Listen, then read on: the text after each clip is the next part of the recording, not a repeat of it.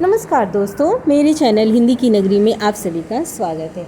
आज की क्लास में हम समझेंगे class 10th course B Hindi का पतझड़ में टूटी पत्तियाँ। ये पाठ जो है इसका दूसरा प्रसंग जो है वो पाठ है झेन की देन, जिसके लेखक है रविंद्र केलकर जी। तो आइए इस वीडियो में झेन की देन का हम पाठ का सार समझेंगे। तो इस पाठ का दूसरा प्रसंग है झेन की देन।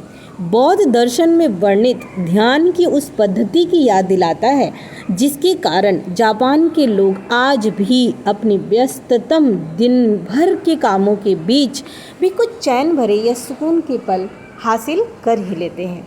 यानी कि जब ये झेन की देन जो पाठ है, इसमें हम देखेंगे कि किस तरह से बौद्ध दर्शन से प्रभावित होकर जापान के जो लोग हैं वो इतनी व्यस्त उनकी दैनिक दिनचर्या है, उसके बीच में भी कुछ चैन भरे या सुकून के पल हासिल कर लेते हैं।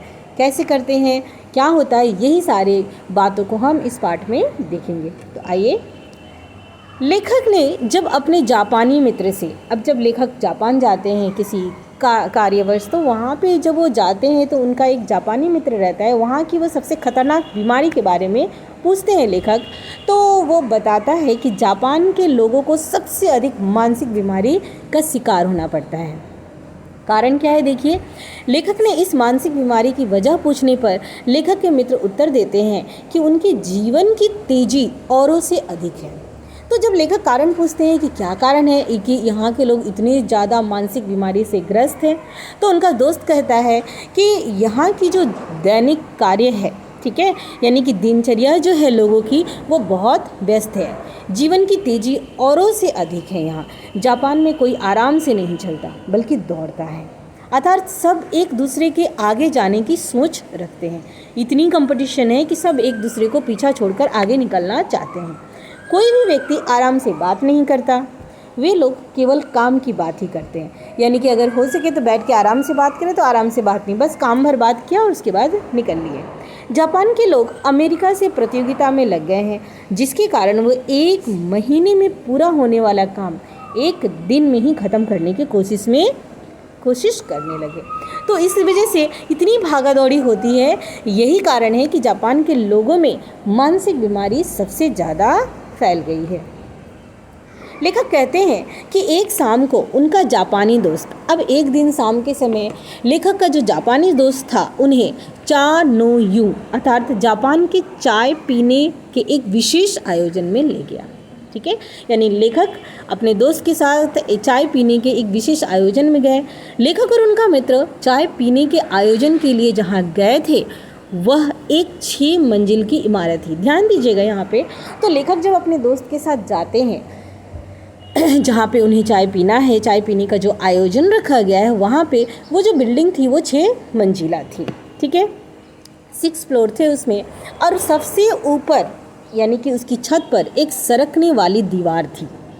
ठीक है, जैसे स्लाइडिंग डोर रहता है ना, उस तरह से 6 मंजिल के ऊपर वाली छत पर एक सरकने वाली दीवार थी जिस पर चित्रकारी की गई थी और पत्तों की एक कुटिया बनी हुई थी। ठीक है, तो यानी कि छत के 6 मंजिले छत के ऊपर एक पत्तों की कुटिया जैसी बनी हुई थी, और जिसमें अंदर जब इन लोग गए तो इन्होंने देखा कि जिसमें ज़मीन पर चटाई बिछी हुई थी, उसमें बाहर बेडौल सा मिट्टी का एक पानी भरा हुआ बर्तन था। तो उस गेट से घुसने से पहले बाहर में ही मिट्टी का एक बेडौल सा बर्तन था और उसमें पानी भरा हुआ था। लेखक और उनके मित्रों ने उस पानी से अपने हाथ पैर को अच्छी तरह से धोए और धोकर अंदर गए। जब अंदर गए तो अंदर चाय देने वाला एक व्यक्ति था जिसे चाइनीज कहा जाता है। ठीक है, यानी कि जापानीज भाषा में उन्हें चाइनीज कहते हैं, जो उन्हें चाय बनाकर देगा।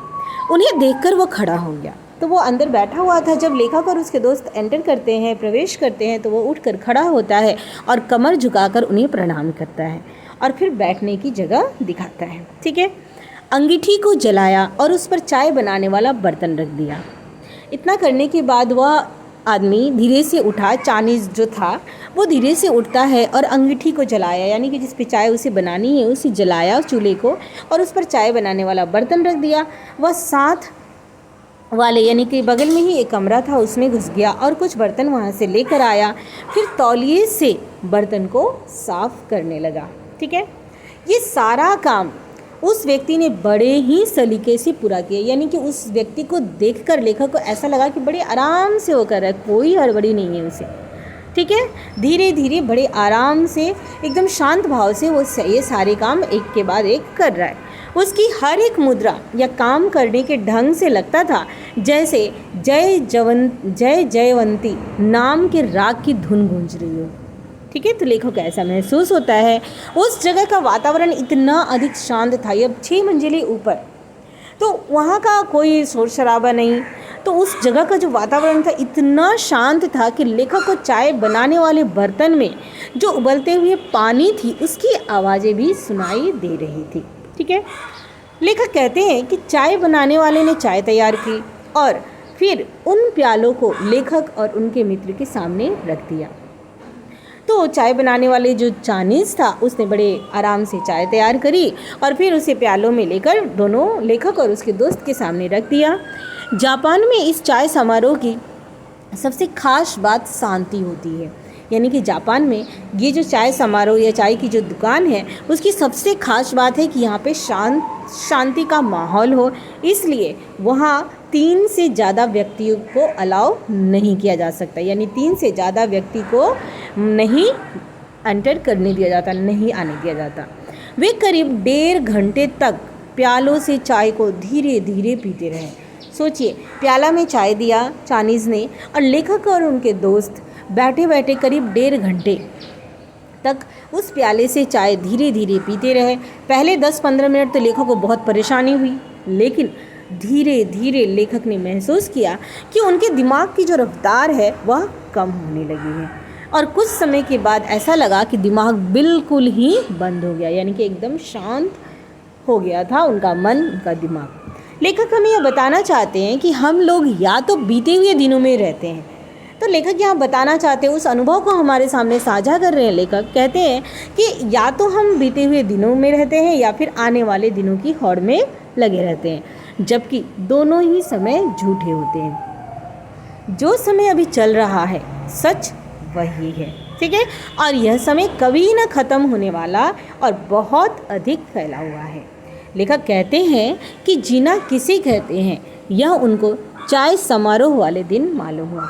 तो लेखक का दिमाग इतना शांत हो गया, इतना कूल हो गया था कि उस दिन उन्हें ये एहसास हुआ कि आगे मतलब पास्ट में जीना या फिर आगे आने वाले दिनों के लिए जीना, इतनी हड़बड़ी करना, ये सब क्या है, झूठ है।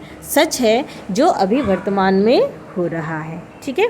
तो उस दिन उन्होंने जाना कि जीना किसे कहते हैं। जापानियों को ध्यान लगाने की यह परंपरा विरासत में देन में मिली है, ठीक है। तो आशा करती हूँ कि आप सभी को इस झेन की देन जो पाठ है इसका सार अच्छी तरह समझ आया होगा। मेरे चैनल को लाइक और सब्सक्राइब करना ना भूलिएगा। धन्यवाद।